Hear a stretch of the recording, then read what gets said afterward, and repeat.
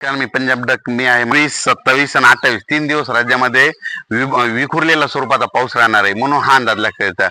पण राज्यात एकंदरीत परिस्थिती बघितली तर राज्यामध्ये 26, 27, 28 दरम्यान राज्यामध्ये नाशिक जिल्हा, त्याच्यानंतर नाशिक, धुळे, नंदुरबार, त्याच्यानंतर मुंबई नगर जिल्हा, शिर्डी, कोपरगाव, अंदरसूर, राहुरी, त्याच्यानंतर गंगापूर या भागामध्ये ह्या तीन दिवसामध्ये मात्र तिकडे आणखीन 26, 27, 28च्या दरम्यान मुसळधार पाऊस पडणार आहे.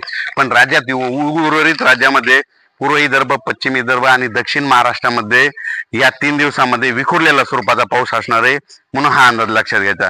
पण राज्यात एकंदरीत परिस्थिती बघायची झाली तर राज्यामध्ये आता 3 दिवस चांगला पाऊस राहणार आहे.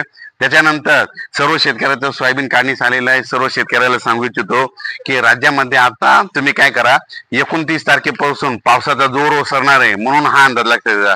29 तारखेपासून राज्यातला पूर्व विदर्भ, त्याच्यानंतर पश्चिम विदर्भ, मराठवाड्यातला बऱ्याच ठिकाणचा पावसाचा जोर ओसरणार आहे.